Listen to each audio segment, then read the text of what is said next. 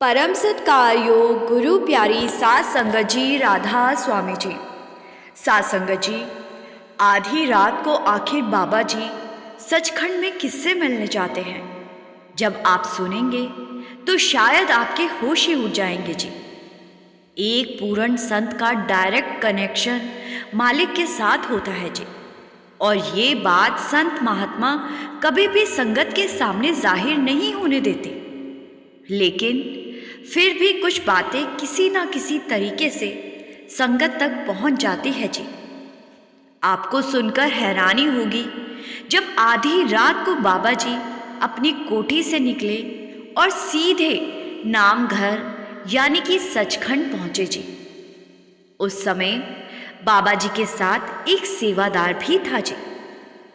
और सात संगत जी, इस बात को विस्तार से बताने से पहले मैं कहना चाहती हूँ कि जिन संगत को नामदान मिल चुका है जी, उनके लिए इस वीडियो के आखिर में कुछ खास और बहुत ज़रूरी बातें भी बताई गई हैं जी, जो आपके भजन सिमरन को इतना इजी बना देगा कि आपने कभी सोचा भी नहीं होगा जी।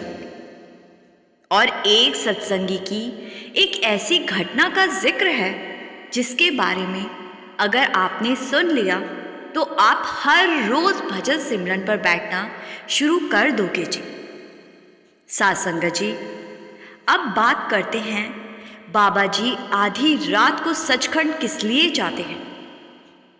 जब सेवादार ने इस बात का जिक्र किया तो उसने बताया कि उस रात लगभग 1 बजे बाबा जी ने इस सेवादार को फोन किया जी और सेवादार को गाड़ी लेकर आने को कहा। सेवादार उस समय सो रहा था, लेकिन गुरु का हुक्म हुआ था तो सेवादार 1:15 बजे बाबा जी की कोठी में हाजिर हो गया जी। बाबा जी गाड़ी में बैठ गए और बाबा जी ने सेवादार को गाड़ी नामघर यानी सचखंड की तरफ ले जाने की बात कही। सेवादार ने बाबा जी का हुक्म सुनकर गाड़ी को नामघर ले जाकर रोक दिया जी। सेवादार हैरान हो रहा था कि आधी रात को बाबा जी को यहाँ क्या काम। सेवादार ने हिम्मत करके बाबा जी से पूछ लिया कि बाबा जी, इस समय भला यहाँ आपको क्या काम? आप मुझे बोलिए, मैं आपका काम कर देता हूँ। तो बाबा जी कहने लगे कि भाई, मुझसे कोई यहाँ मिलने आ रहा है। बाबा जी ने सेवादार को नामघर के बाहर ही रुकने को कहा और बाबा जी अकेले ही अंदर चले गए जी। सेवादार बाहर ही बाबा जी का इंतजार करने लगा। जब बहुत देर तक बाबा जी नामघर से बाहर नहीं आए तो सेवादार ने सोचा कि मुझे खुद अंदर जाकर एक बार देखना चाहिए। फिर सेवादार को याद आया कि बाबा जी ने कहा था कि तुम बाहर ही मेरा इंतजार करना। तो सेवादार कुछ देर और बाहर ही बैठा रहा, लेकिन जब देर बहुत ज्यादा हो गई तो सेवादार से रुका ना गया और सेवादार नामघर के अंदर दाखिल हो गया जी।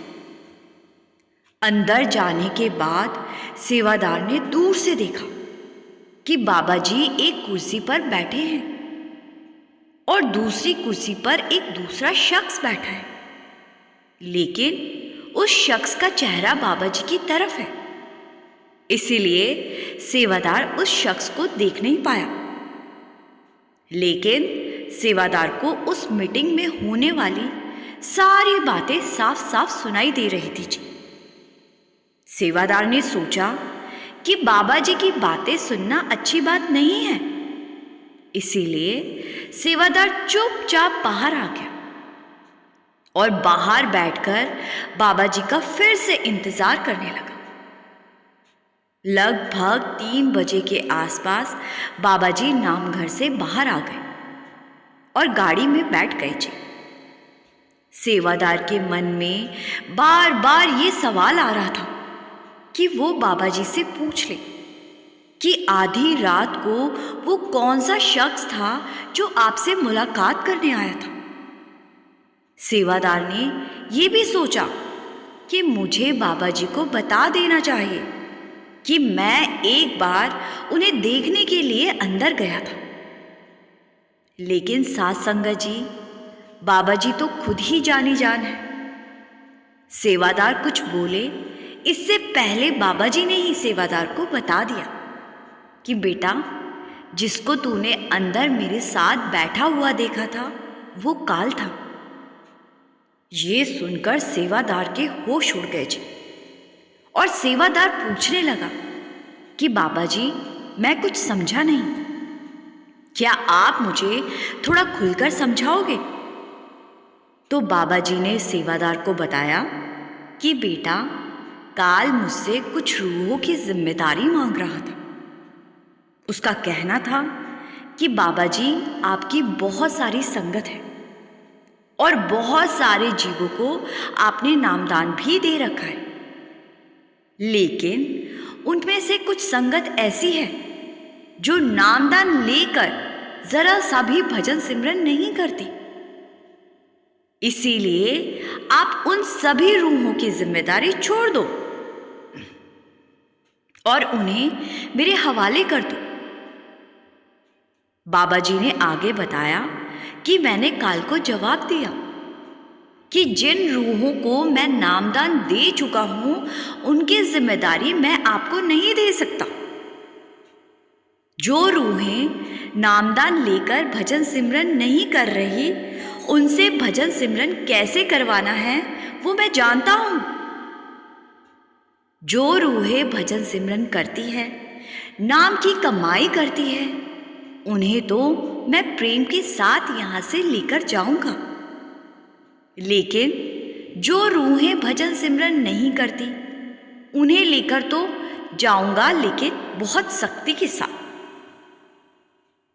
बाबा जी ने इसके बाद सेवादार से कहा कि बेटा, बड़े महाराज जी कहा करते थे कि जो भजन सिमरन नहीं करते उन्हें बुलडोजर के साथ बांधकर यहां से ले जाऊंगा।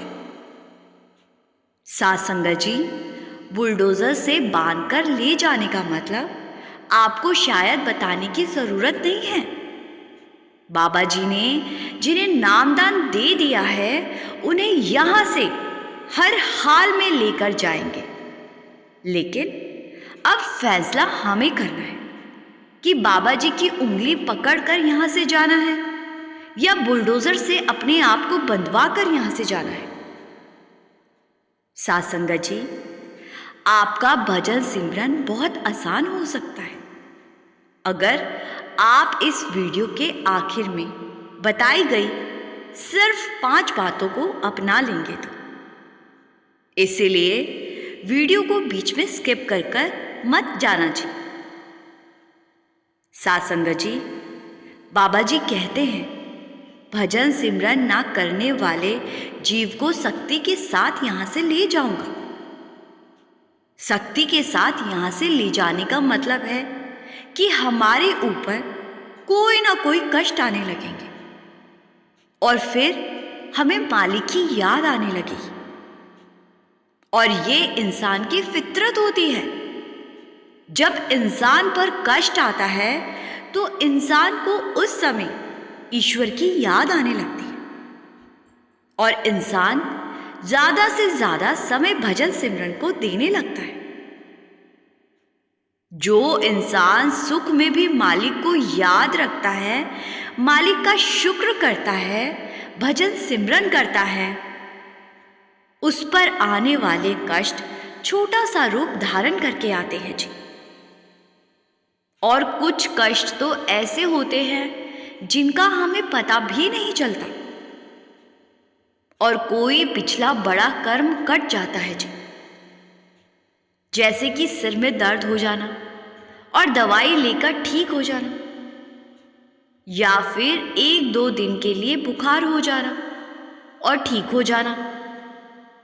लेकिन जो इंसान सिर्फ दुख में ही मालिक को याद करता है तो उसको बहुत कुछ भोगना पड़ता है जी। बाबा जी कहते हैं, अगर सुख में भी मालिक का नाम सिमरोगे तो दुख आएंगे ही नहीं। किसी ने पूछा था कि बाबा जी, जो इंसान बुरे काम करता है और कभी भजन सिमरन नहीं करता वो बहुत खुश रहता है, और जो अच्छे काम करता है, भजन सिमरन भी करता है, तो उसको बहुत दुख सहने पड़ते हैं।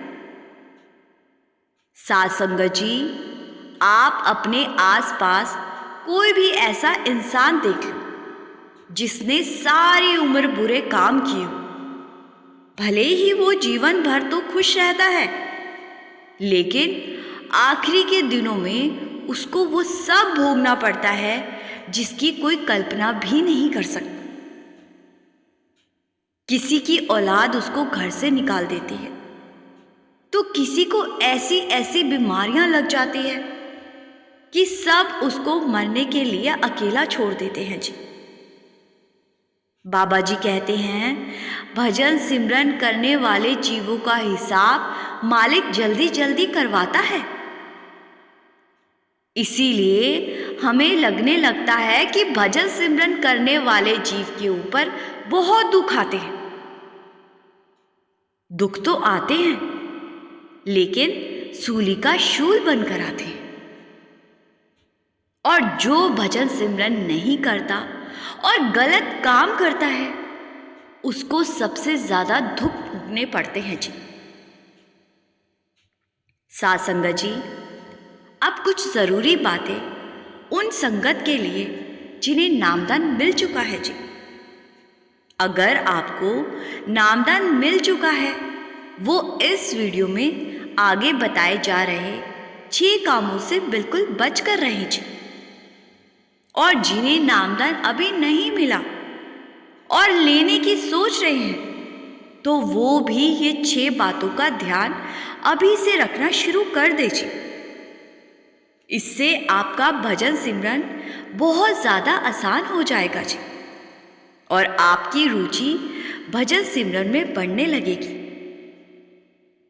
सबसे पहला काम है कि हमें अपने अंदर से दूसरों के प्रति जलन और ईर्ष्या को निकालकर आग में जला देना चाहिए, क्योंकि दूसरों से ईर्ष्या रखने का मतलब बिल्कुल साफ है जी कि आप उनके सामने उनके मुंह पर अच्छा बनने का नाटक करते हो और आपके मन में उनके लिए जहर भरा होता है, क्योंकि ईर्ष्या मन से उत्पन्न होती है। और भजन सिमरन करके मालिक की पहचान भी अपने मन में ही करनी है। एक तरफ तो हम अपने मन में किसी दूसरे के प्रति जलन की भावना रखते हैं, और दूसरी तरफ हम ये सोचकर बैठ जाते हैं कि इसी मन में हम मालिक को भी बिठा लेंगे। तो जरा आप ही सोचो, ऐसे मन में मालिक बैठना पसंद करेंगे? इसीलिए इस संसार के किसी भी प्राणी से, किसी भी जीव से किसी भी तरह की ईर्ष्या नहीं रखनी। कोई चाहे हमसे अमीर है या हमसे बेहतर है, हमें सबसे प्रेम रखना है, सबका भला चाहना है। दूसरा सबसे जरूरी काम है खुद को निंदा से दूर रखना। आज शायद ही ऐसा कोई इंसान होगा जिसने कभी किसी दूसरे की निंदा ना की हो। हम सभी कभी ना कभी किसी दूसरे की निंदा कर जाते हैं, जबकि परमार्थ में निंदा सबसे बड़ा पाप माना गया है, क्योंकि निंदा करने से हम उस इंसान के कर्मों को अपने ऊपर डाल लेते हैं। एक तरफ तो हम भजन सिमरन करके अपने कर्मों का हिसाब करवाने में लगे हुए हैं, और दूसरी तरफ हम दूसरों की ही निंदा करके उनके कर्मों का बोझ भी अपने ऊपर ही डाल रहे हैं। तो ऐसा क्या कभी भी हमारा हिसाब किताब पूरा हो सकेगा? क्या ऐसे मन के साथ हम भजन सिमरन कर पाएंगे? इसीलिए दूसरों की निंदा करना तो दूर की बात, बल्कि उस जगह को ही छोड़ देना चाहिए जहां दो इंसान किसी तीसरे की निंदा कर रहे हो। तीसरा सबसे जरूरी काम जो हमें बिल्कुल छोड़ देना है वो है अहंकार। अहंकार और परमारथ दोनों ही एक दूसरे के बिल्कुल उलट है जी। अहंकारी लोग परमारथ में एक कदम भी आगे नहीं बढ़ा सकते। यहां अहंकार का मतलब दो चीजों से है। एक तो वो अहंकार जो इंसान अक्सर अपने पैसों के ऊपर, अमीरी के ऊपर या फिर अपने ओहदे के ऊपर करता है, या फिर अपने रंग रूप पर अहंकार करता है। और दूसरा अहंकार वो है जो परमारथ में आने के बाद इंसान के अंदर आ जाता है जी। जैसे कि किसी सेवादार को अगर उसकी सेवा भाव से प्रसन्न होकर बाबा जी जत्थेदार बना देते हैं और जत्थेदार बनने के बाद उसमें अहंकार आने लगता है। और कुछ ऐसे जीव होते हैं जिनका भजन सिमरन बहुत ज्यादा होता है, लेकिन ज्यादा भजन सिमरन के कारण वो खुद को ही मालिक समझने लगते हैं। परमारथ में ना कोई बड़ा है और ना कोई छोटा, सब उस एक मालिक के बनाए हुए जीव है जी।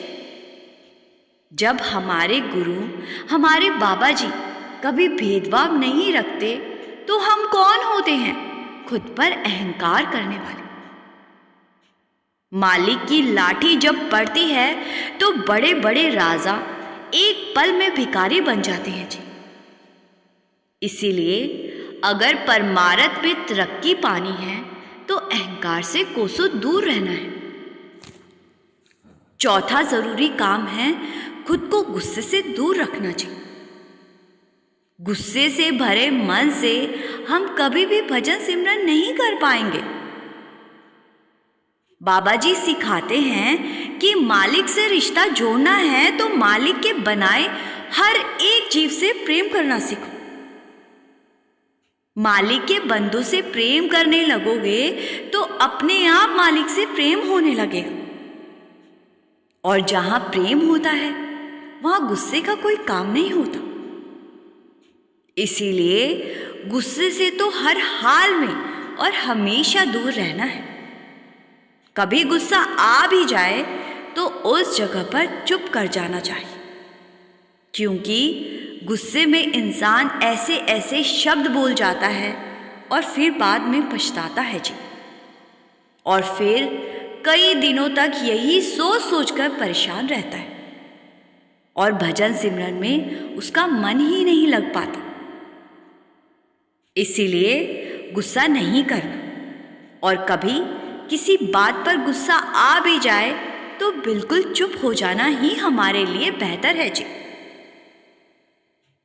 पांचवा काम है कि जिन संगत को नामदान मिल चुका है वो अपने आप को उन लोगों से ऊंचा ना समझे जिन्हें नामदान नहीं मिला है या जिन्हें पर्ची नहीं मिल पाई है। नामदान मिलना उस मालिक की मौज से होता है जी।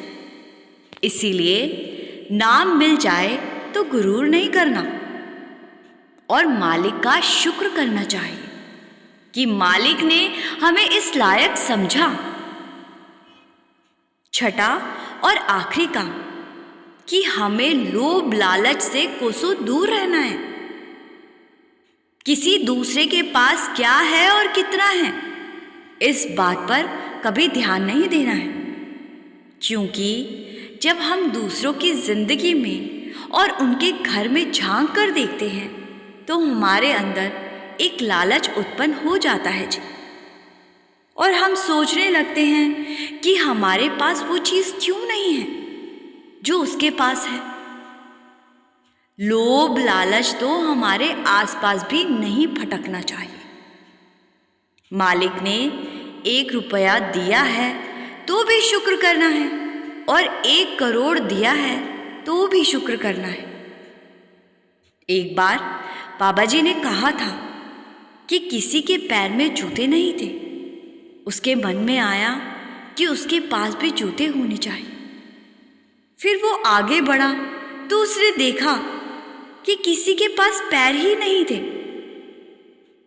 ज्यादा पाने की इच्छा ही लालच का कारण बनती है, इसीलिए जो मिला है उसी में खुश रहना सीखो जी।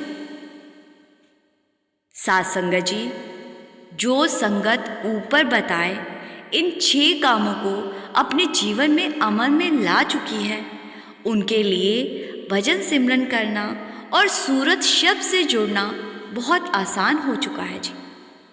साथ संगत जी, ऊपर बताई गई बातों को अपना लेने का मतलब ये नहीं कि हमने तरक्की पा ली। तरक्की तो तभी मिलेगी जब हम इन बातों के साथ साथ भजन सिमरन पर भी बैठेंगे जी। क्योंकि इस संसार में ऐसे बहुत से लोग हैं जो इन 6 बातों पर तो अमल करते हैं, लेकिन भजन सिमरन जरा सा भी नहीं करते जी। ऐसे ही एक सत्संगी की घटना के बारे में मैं आपको बताने जा रही हूँ जी। जवानी के दिनों में इस सत्संगी ने हजूर महाराज जी से नामदान ले लिया था जी, और शुरू से ही क्रोध, लोभ, अहंकार जैसे बुरे विकारों से कोसों दूर रहता था जी।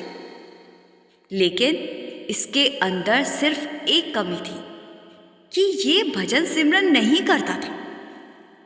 जब भी हजूर जी इस भाई से मिलते तो इसको समझाते कि भाई भजन सिमरन कब करेगा, तो इसका जवाब होता था कि हजूर जी अभी तो सारी उम्र पड़ी है, अभी बच्चे बहुत छोटे हैं, पहले वो तो पैरों पर खड़े हो जाए, उसके बाद तो मैं काम से रिटायरमेंट ले लूंगा और सारा टाइम भजन सिमरन को ही दूंगा। हजूर महाराज जी सत्संगी की बात को सुनकर मुस्कुरा पड़ते और कह देते कि जैसी तेरी मर्जी। कुछ साल और बीत गए तो हजूर जी फिर से इस सत्संगी के पास गए और कहने लगे कि भाई अब तो तेरे बच्चे भी अपने पैरों पर खड़े हो गए हैं, तेरा सारा व्यापार वो संभाल रहे हैं, अब तो तेरे पास समय ही समय है। तो इस बात पर सत्संगी का जवाब होता है कि अभी कहाँ महाराज जी, अभी मेरे बच्चों को बिजनेस की इतनी समझ कहाँ है, इसीलिए मुझे खुद ही इनके साथ बैठना पड़ता है। हजूर जी फिर से कह देते कि जैसे तेरी मर्जी। कुछ साल और बीते तो हजूर जी ने फिर से पूछा कि भाई अब तो कर ले भजन सिमरन। तो सत्संगी का जवाब होता है कि हजूर जी अभी तो मुझे अपने पोते पोतियों को संभालना पड़ता है, मेरे बच्चे इन्हें संभाल ही नहीं पाते, पोते पोतियां बड़े हो जाएं उसके बाद तो वक्त ही वक्त है। हजूर जी फिर से मुस्कुराकर कह देते हैं ठीक है भाई, जैसे तेरी मर्जी। कुछ साल बाद हजूर जी के पास खबर आई कि उस सत्संगी ने चूल्हा छोड़ दिया है। हजूर जी सत्संगी के घर गए तो वहां देखा कि घर के बाहर एक कुत्ता बैठा हुआ है और ये उसी सत्संगी का अगला जन्म था जी। हजूर ने फिर से पूछा कि भाई अब तू कहे तो तुझे मुक्ति दिलवा दूं। तो कुत्ते की जूनी में आया सत्संगी कहने लगा कि अभी कहाँ हजूर जी, मुझे खुद मेरे घर की रखवाली करनी पड़ती है, मेरे बच्चे बहुत लापरवाह हैं, घर में चोर ना घुस जाए इसीलिए मुझे यहाँ बाहर बैठकर ध्यान रखना पड़ता है। हजूर जी मुस्कुरा पड़ते हैं। कुछ साल बाद हजूर जी फिर से इस सत्संगी के घर गए और इस बार सत्संगी सांप की जुन्नी में जा चुका था और उसी घर के अंदर घुस गया था जो इसका अपना घर था। घर में सांप देखकर सत्संगी के बच्चों और पोतों ने लाठियों से उसको मार दिया और अब ये सत्संगी कीड़े की जूनी में जा चुका था और उसी घर के बाहर बनी एक नाली में रहने लगा। हजूर जी इसके पास आए और पूछा कि भाई अब कोई कसर रह गई है या अब कर दूं तुझे मुक्त। कीड़े की जूनी में गया सत्संगी कहने लगा कि हजूर जी अब मुझे मुक्ति दिलवा दो, अब और इस नाली में मुझसे और नहीं रहा जाता।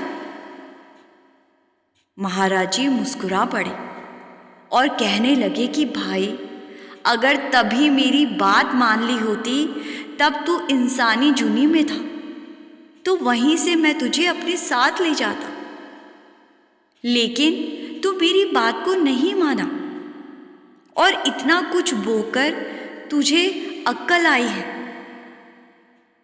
साध संगत जी, ये हाल सिर्फ उस अकेले सत्संगी का नहीं है, बहुत से सत्संगी ऐसे ही है जो काम क्रोध लोभ से तो दूर है लेकिन मालिक की याद में नहीं बैठते। विकारों से दूर रहने का फायदा तभी मिलेगा जब हम भजन सिमरन करेंगे जी। साध संगत जी, इसी के साथ मैं आपसे विदा लेती हूँ जी। फिर मिलेंगे एक नए दिन में एक नए वीडियो के साथ जी। संगत जी से मेरी बेनती है जी कि वीडियो पर राधा स्वामी ज़रूर लिखा कीजिए जी और संगत के अपने इस चैनल को सब्सक्राइब करना मत भूलिए जी। गुरु प्यारी साध संगत जी, राधा स्वामी जी।